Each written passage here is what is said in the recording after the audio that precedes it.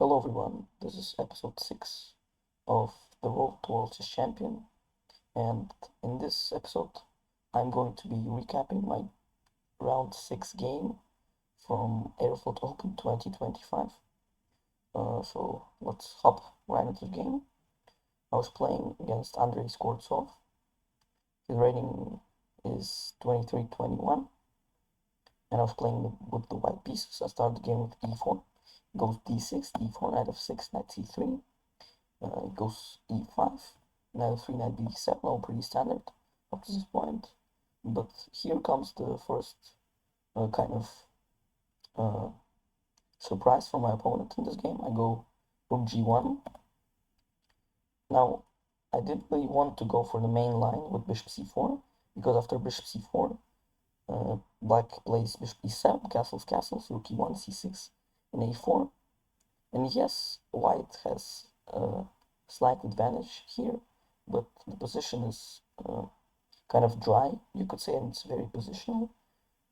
But I wanted something very more of a dynamic style, or more of an aggressive style, we could say. So I went rook g1, and the point of rook g1 is to kind of protect this g pawn, because I really want to go g4 and then keep this knight away from f6 with pawn to g5. So I protect the g4 square with the rook here on g1. He goes c6. Now I go a4. Maybe not the best move. Better was to go g4 and h6, bishop e3, bishop e7. We get this game going, queen d2, b5, where white will obviously try to attack on the king side, and black will try to push the pawns on the queen side, sorry. Maybe pushing this a pawn, maybe b4. Also, this pawn would be a weakness somewhere. But I played not the best move, a4. He responds with g6, kind of standard plan for black. They just want to develop the bishop to g7 and castle kingside. I go g4, continuing with my plan to push g5, goes bishop g7. Maybe better was queen a5, kind of strange move, but bishop g7, very natural. I go g5, h5, and now I go d5, because I understood that if I went d5, now, this bishop on g7 would be kind of stuck in here. It would have no moves and no kind of future, you could say, on this diagonal, because the e5 pawn is there, and the bishop doesn't really have many moves. So I kind of get this bishop in its own pawn chain. So it would be kind of dead, if you will. Now he goes queen c7, bishop e3, and here he plays h6, trying to undermine this pawn on g5, which is very restricting for him.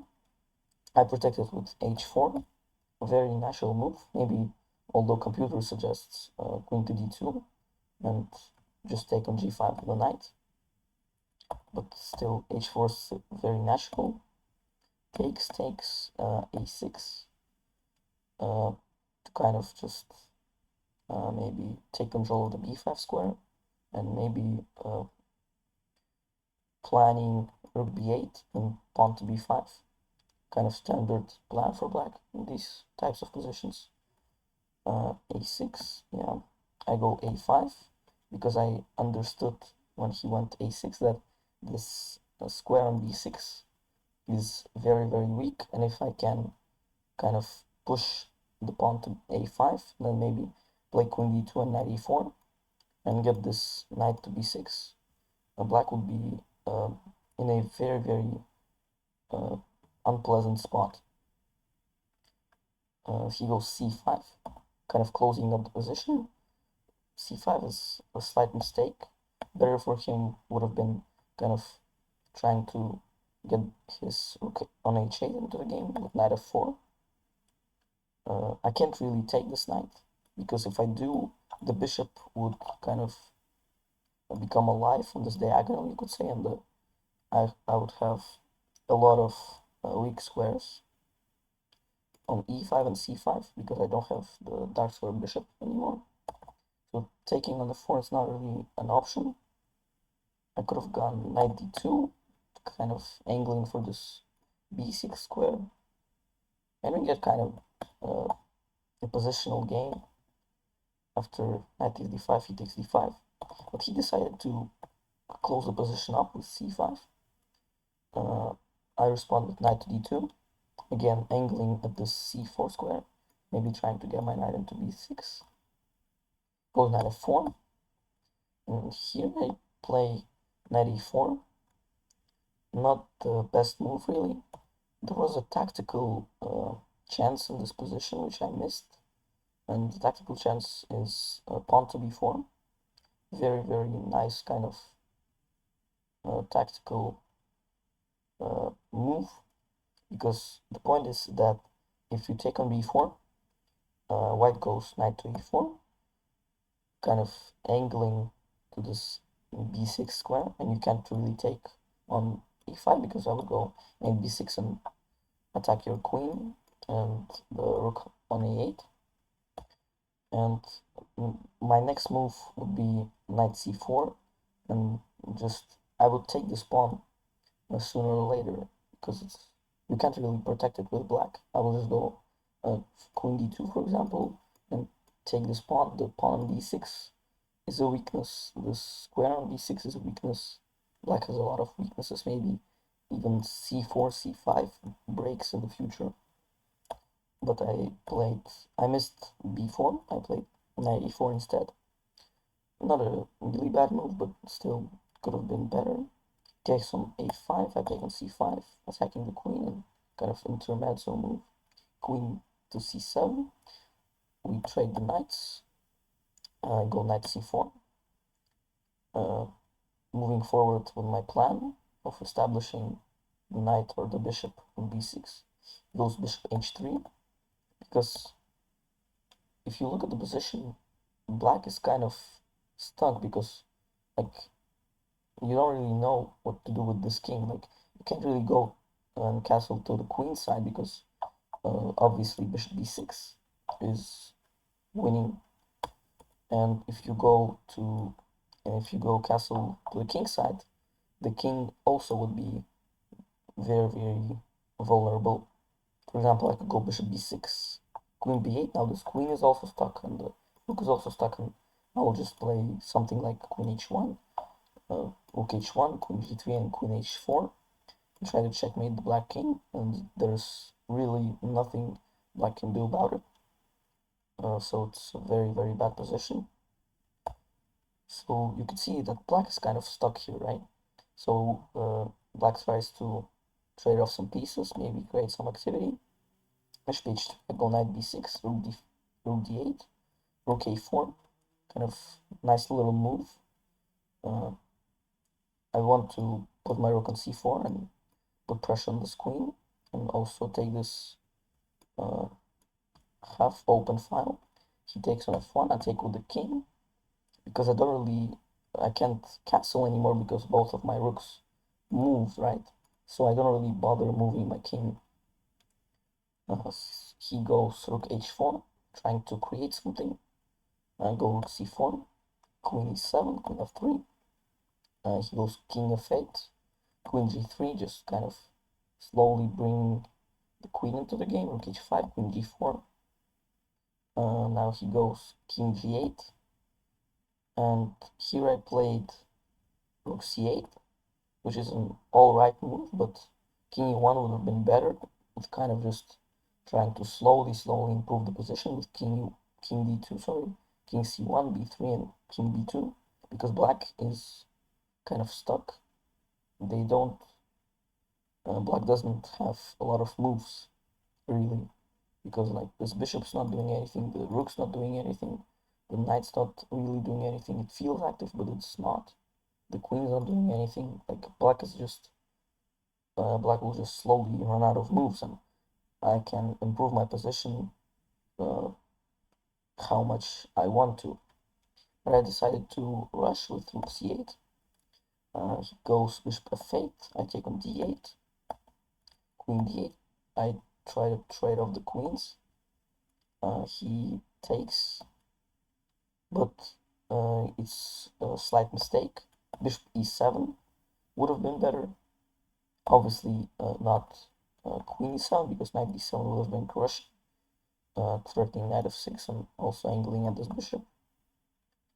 But bishop e7 would have been a lot better, because the point is that if I take on d7, black plays king g7, and yes, black gives up 2 pawns actually, but black gets some activity with bishop takes g5, and then maybe bringing the queen in, queen h8, rook h1, and you can see that it's kind of, yes, black is down a pawn, but at least black has some activity, whether in this position when black decided to take on c8, black doesn't really have any activity. He decides to create something here with f6, good move. I take on f6, king f7, knight b6. And now if you take on f6, I will go knight d7 check, trade the bishop, take the knight, and take on g6, and end up a pawn in a winning rook endgame.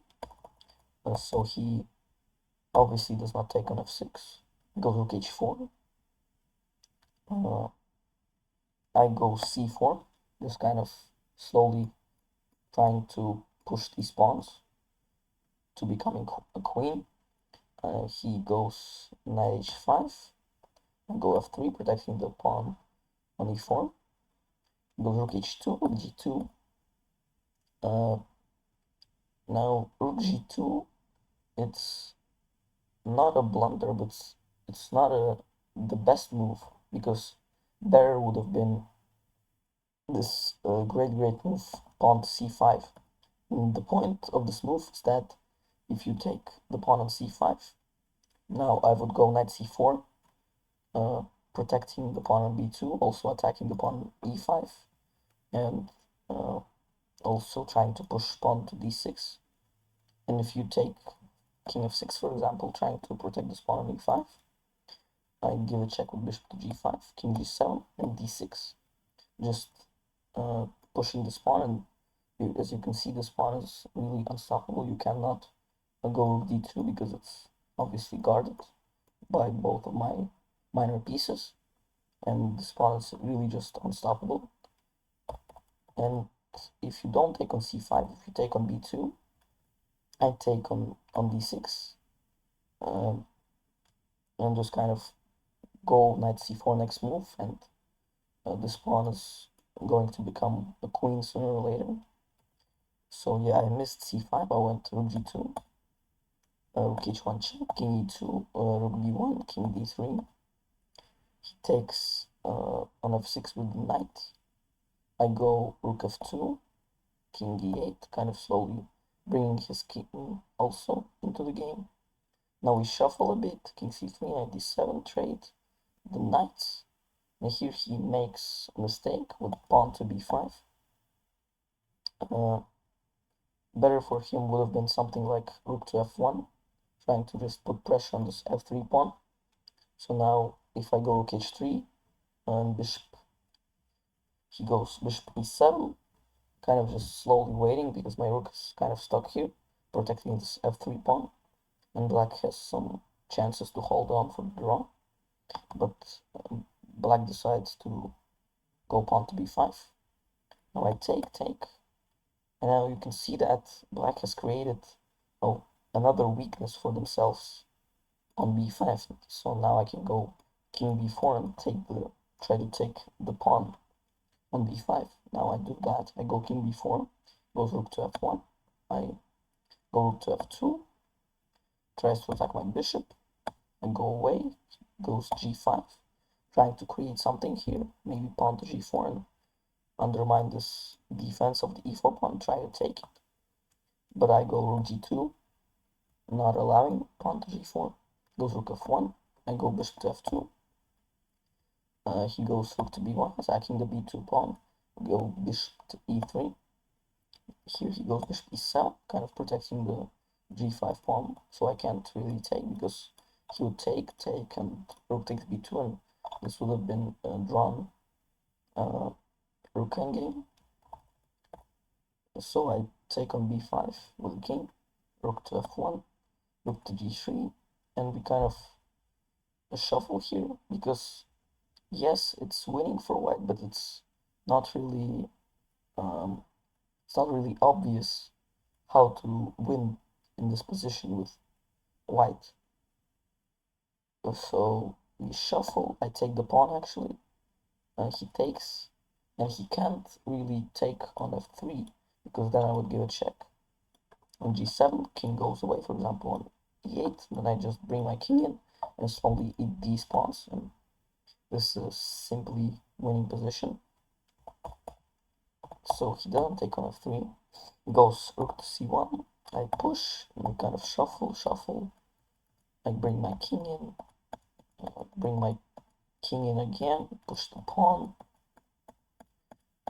shuffle a bit. And here I started freaking out actually because I was thinking like all this time when we were shuffling kind of the pieces, I was thinking that, oh, it's an easy win for me. I have 2 extra pawns. But around this moment, I started realizing, wait, like, how am I gonna win? Like, this king is boxed in here because it cannot move. Because the rook is protecting the a file, obviously, and the king is protecting these 2 squares.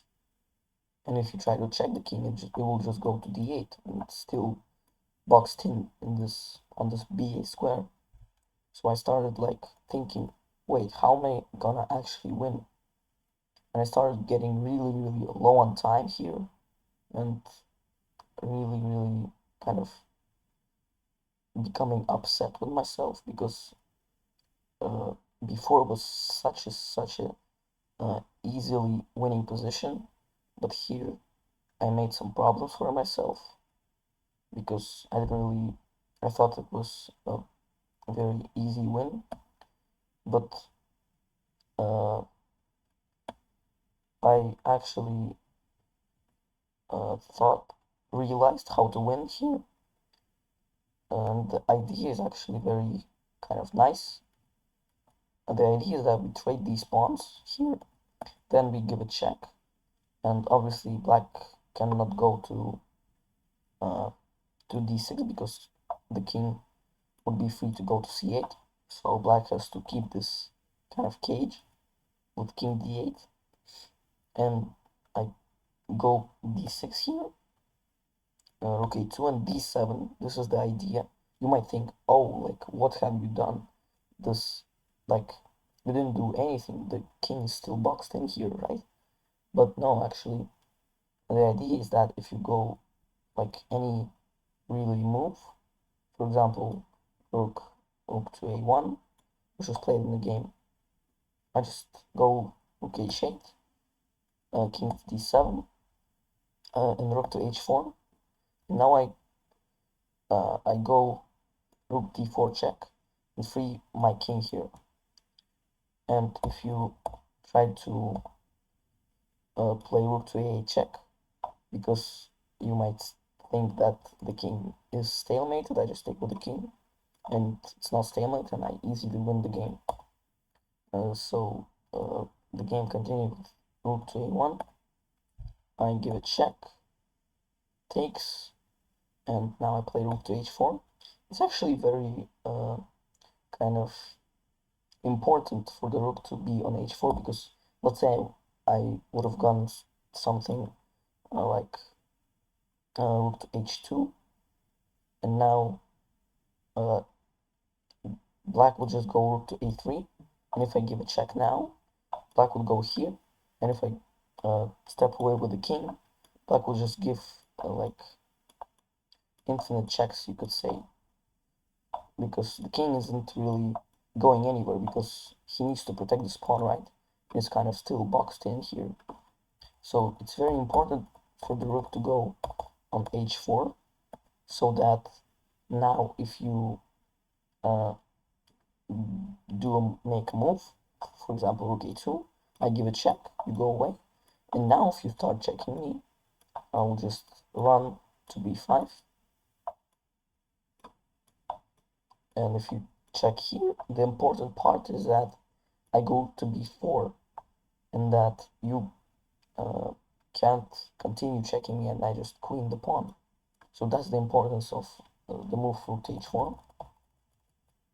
So he goes rook b1, I go rook a4, kind of taking this file and just uh, kind of protecting my king, because I really want to go king a7 and push the pawn. Goes king c6, I give a check, and he goes back, king a8, king c7, rook e7. Now b8, queen is unstoppable, because if you just move the rook, it's queen, sorry, the b8 queen is double check. You cannot take the queen, obviously. And if you move the king, I just sorry, promote the pawn to the queen, and it's an easily win. It's an easy win for white. So yeah, that's how I won this very, very long and tiring game. Yeah, thank you guys for watching. This was episode 6. Like and subscribe, and see you guys in the next episode.